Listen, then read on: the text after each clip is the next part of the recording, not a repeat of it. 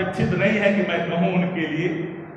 अब कोई अज्ञानता के दहलीज पर कोई नादानियत भरा बयान दे, जिनके वो साथ लंबे समय तक कार्य किए हुए हो, वो व्यक्ति उनके ही कार्य शैली पे अगर सवाल खड़े कर रहे हैं, वो विषय एक अलग है। लेकिन हमने शुरू में कहा कि जांच के क्रम में नेग्लिजेंसी जिनके ऊपर जाए, वो चाहे जो भी होंगे, हम पीछे नहीं हटेंगे। IIT रुड़की जब जांच कर रही थी तो आपके अधिकारी वहां काम क्यों करवा रहे थे? हमने आपको कहा कि रिटर्न कोई आदेश काम करने के नहीं थे, तुड़वाने के आदेश थे। और एक चीज आप जान लीजिए, रुड़की से बड़ा कोई आपके पास तकनीकी पहलुओं की जांच करने की संस्था नहीं है। हम नादानियत की बात नहीं करते कि फल्ला से जांच करवा लीजिए। तकनीकी पक्षों की का जो जांच है वो तकनीकी पक्ष ही कर सकता है। इसमें पुलिस क्या जांच करेगी, CBI क्या जांच करेगी?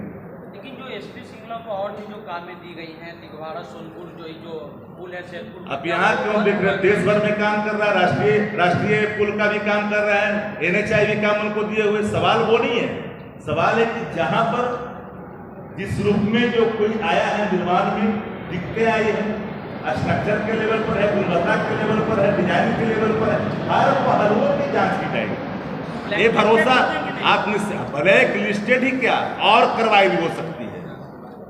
धन्यवाद। कि जब जो चीजें अधिकारी ने पहले ही इस बात को इंगित कर रखा है, दुर्घटना होते होते ट्रेनें वहां बच गई है और इस मंत्रालय को इन सारे विषयों पर लिखित एक प्रतिवेदन दी जा चुकी है, उसके बावजूद भी रेल मंत्रालय निद्रा में सोई रही, कुमकंद्री निद्रा में सोई रही और इस हादसे का इंतजार करती रही ताकि सामूहिक हत्या देशवासियों को भुगतना पड़े।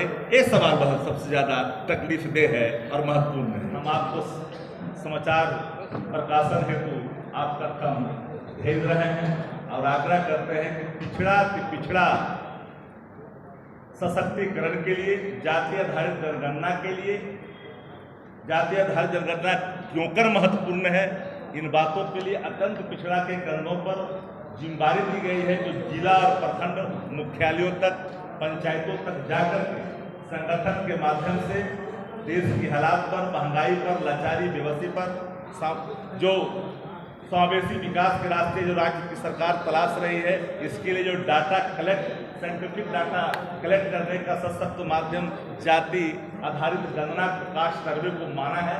इस आधार को लेकर करके लोग जाएंगे, क्योंकि हमारा जो अधिकारों का हनन हो रहा है, जो गांव और कस्बों तक कैसे पहुंचे, पगडंडियों तक कैसे पहुंचे, इसलिए अत्यंत पिछले प्रकोष्ठ के ऊपर एक कंधों पर जिम्मेदारी दी गई। उन्होंने पार्टी के पदाधिकारियों का, जिलाध्यक्षों का, जिन्होंने मनोनयन भेज दिए हैं। हम महत्वपूर्ण विषयों पर आपको हम आमंत्रित किए हैं, जिसमें कई सवाल हैं, लेकिन सबसे पहला हम शुरुआत करना चाहते हैं जो बालासोर रेल हादसा है। ये रेल हादसा सिर्फ रेलवे की लापरवाही ही नहीं है, बल्कि रोटी की तलाश में सफर करने वाले उन तमाम कमजोर, लाचार और बेबस लोगों की एक सामूहिक हत्या है। हत्या हम इसलिए कह रहे हैं कि रेलवे अधिकारी ने 2 फरवरी को ही सरकार को, रेल मंत्रालय को पत्राचार कर करके स्पष्ट तौर पे कहा कि सिग्नल, इलेक्ट्रिकल और मैकेनिकल 2 फॉल्ट की तरफ इशारा था। और सिग्नल की खराबी के संदर्भ में इसलिए कहा कि एक गुड्स ट्रेन और एक संपर्क क्रांति ट्रेन की वहां पर हादसा होते होते बची थी, और उसी बाबत पूरी रिपोर्ट की एक कॉपी देश के रेल मंत्रालय को समर्पित किया, अधिकारियों को समर्पित किया। पर लगातार हरी झंडी दिखाने वाले देश के आदरणीय प्रधानमंत्री जी हर कार्यक्रमों में हरी झंडी वो दिखाते, लेकिन इस रेल हादसे पर जिम्मेदारी नहीं ले रहे हैं, क्योंकि देश की जनता रेल मंत्री का नाम नहीं जानता कि रेल मंत्री हैं कौन। रेल मंत्री अदृश्य हैं और रेल मंत्री चुपचाप रहे, इस मौत का इंतजार करते रहे। अगर इन पत्रों का समीक्षा कर ली होती और उसके पहले ये सावधानियों से निपट लिए होते, सिग्नल को ठीक कर लिए होते, तो मैं समझता हूं कि इतनी बड़ी सामूहिक हत्या इस देश में नहीं होती। गरीब और कमजोर लोग आज काल के गाल में रेलवे की आपराधिक लापरवाही के कारण नहीं घुस जाते। तो मेरा मत साफ है कि भाई बताइए, आप सुरक्षा कवच के नाम पर लगातार व्याख्यान करते हैं, अब बताइए कि सुरक्षा कवच के पैसे कहाँ गए? सुरक्षा कवच पर पैसे कहाँ गए? सुरक्षा कवच में भी कटौती हो रही है और इसलिए हमने कहा कि रेल के सारे कार्यक्रम जब वो कर रहे हैं तो उसके लिए अलग से सीबीआई की इसमें जांच की क्या आवश्यकता आन पड़ी? जब अधिकारियों ने अपनी रपट में इन सारे चीजों का उल्लेख किया, खराबी का वर्णन किया, आशंका जाहिर की, दुर्घटना होने की बात कही थी, फिर भी इसकी सीबीआई की जांच क्यों कर आन पड़ी?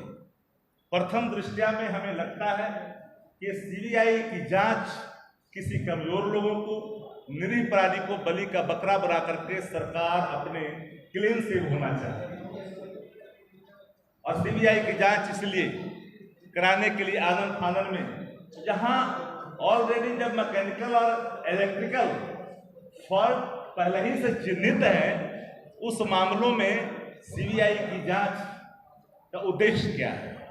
यह एक सवाल जरूर देश के सामने खड़ा है। रेलवे का जो हादसा है, बिरसौर रेलवे दुर्घटना है, एक क्रिमिनल नेग्लिजेंसी सिर्फ एक सामूहिक हत्या का मामला बनता है और अगर रेलवे मंत्रालय समय रहते इन चीजों को समझ लेती, उसको पुख्ता कर ली होती, तो आज देश को संकट का सामना नहीं करना पड़ता। सबसे बड़ी बात कि सीमाओं पर, देश के सीमाओं पर जहां भारत की प्रतिष्ठा घट रही है, वहीं भीतर गरीब और कमजोर लोगों की जान मुफ्त में यूं ही काल के गाल में समाने पर मजबूर कर रही है देश की हुकूमत। तो आज का जो हमारा एक पाठ था कि रेलवे के सवाल पर हम किन से मांगे, हम तो इस्तीफे की बात भी नहीं कर रहे। ये तो टोटली एक हत्या का मामला है। इस्तीफा किन से मांगिएगा? नैतिकता की बात किन से करिएगा? जो नैतिकता को मानक मान के आत्मसार करके जो निर्णय लेते हैं, नैतिकता उनके लिए, नैतिकता उनके लिए कतई नहीं है जो आपदा में भी अपने चेहरे चमकाने के अवसर तलाशते हैं, गम में भी एक अलग खुशी का माहौल बांटने की कोशिश करवाते हैं। तो इसलिए मेरा मानना साफ है कि पूरी जो रेलवे की दुर्घटना में जितने लोग हत्या, जितने लोग मारे गए हैं, संख्या भी कहीं न कहीं इसको छिपाई जा रही है। अभी तो शिनाख्त भी नहीं हो पा रहा है कि कौन लोग हैं, कहाँ के लोग हैं। यह भी जो दिल खुल करके आया है, यह भी एक चिंता का विषय है। इसलिए मेरा मानना है कि एक सामूहिक हत्या है, एक क्रिमिनल नेग्लिजेंसी रेलवे का है और रेल मंत्रालय को पत्राचार के बावजूद भी इंतजार रेल करता रहा इस सामूहिक हत्या होने की। ये बड़ा सवाल है देश के सामने। इस बाबत हमने आपको कष्ट दिया और जो पत्र लिखी गई है, उस पत्र की कॉपी हम आप तक दे भी रहे हैं आपके अवलोकनार्थ हेतु, ताकि आप भी देखें इस पत्र में किन विषयों का जिक्र अधिकारियों ने की है।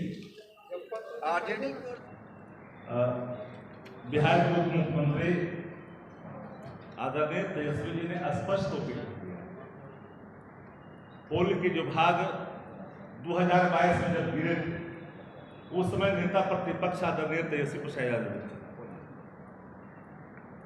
और सवाल खड़े भी हुए थे। लेकिन जब सत्ता में आने के बाद इन मामलों को देखा, देखने के बाद आईआईटी रुड़की को जांच के लिए दे दिया गया।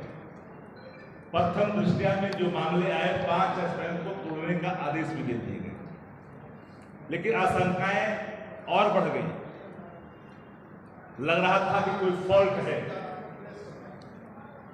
डिजाइन में कहीं ना कोई फॉल्ट है, इसलिए सभी स्पैनों की जांच के लिए रुड़की को लिखा गया और कहा गया और उन्होंने श्योर किया है और सरकार प्रतिबद्ध है, चाहे जो नेग्लिजेंसी जिस स्तर पर जिंदगी भी होगी, कंपनियों को नोटिस किया गया है, काली सूची में डालने की जरूरत पड़ेगी वह भी होगा, पैसे भी वसूलने की जरूरत पड़ेगी वह भी किया जाएगा, वित्तीय बोझ राज्य के खजाने पर नहीं पड़े यह भी सोचा जा रहा है। और पूर्व चौहु दिशा से जब तक तकनीकी तौर पर सुरक्षित होकर करके निर्माण नहीं हो जाता तब तक आम जनता को समर्पित नहीं की जाएगी। जो अथॉरिटी है, इंजीनियरिंग अथॉरिटी है, जो डिजाइन को देखता है उसकी भी हर पहलुओं को देखा जाएगा और पूरी पारदर्शिता के साथ उस पुल के निर्माण में जो प्रतिबद्धताएं दोहराई है नेता ने उसको स्थापित की जाएगी, क्योंकि मुख्यमंत्री जी का ड्रीम प्रोजेक्ट है। सबसे महत्वपूर्ण सवाल इसलिए बन जाता है कि 17 से लेकर के 22 तक कौन है मंत्री, किनके समय में, किनके काल के समय में निर्माण अधिकतम हो गया। और एक बड़ा सवाल इसलिए है कि 19 में डेडलाइन उन कंपनियों को कौन मंत्री ने दिया। वह उनके ट्विटर हैंडल को देखिए, सर्वश्री किशोर जी के ट्विटर हैंडल को देखिए, 19 का 20 में कौन दिया टारगेट पूरा करने का, 21 में कौन दिया, 22 में कौन दिया। जब आपने समीक्षा नहीं की, तकनीकी पहलुओं को जाना नहीं और आपने लगातार अल्टीमेटम पर अल्टीमेटम पूर्ण करने की बात और घोषणाएं कर, अंतिम घोषणा हमारे नए नवेले मंत्री उस समय के प्रीति नवीन जी ने श्रावणी मेला के अवसर पर कह दिया कि अगले श्रावणी मेला होने के पहले आवागमन के लिए पुल खोल दी जाएगी, जनता को समर्पित कर दी जाएगी। इन चीजों पर उन लोगों ने ध्यान नहीं दिया, लेकिन तेजस्वी जी ने जो मंत्री हैं, प्रतिभावान मंत्री हैं, स्पष्ट तौर पे कहा कि हम किसी भी कीमत पर क्वालिटी से कोई कंप्रोमाइज नहीं करेंगे। जरूरत आन पड़ेगी कार्रवाई की वह भी करेंगे, ब्लैक लिस्टेड भी करेंगे। और सिर्फ ये यहाँ ही नहीं, अब तो कंपनी बिहार के जहां जहां पुल का निर्माण कर रही है, अब सब पुलों की समीक्षा आवश्यक प्रतीत हो गई है, तो वह भी सरकार उन पहलुओं पर विचार कर रही है, ध्यान दे रही है। बीजेपी ये सवाल कर रही है कि नेता विपक्ष का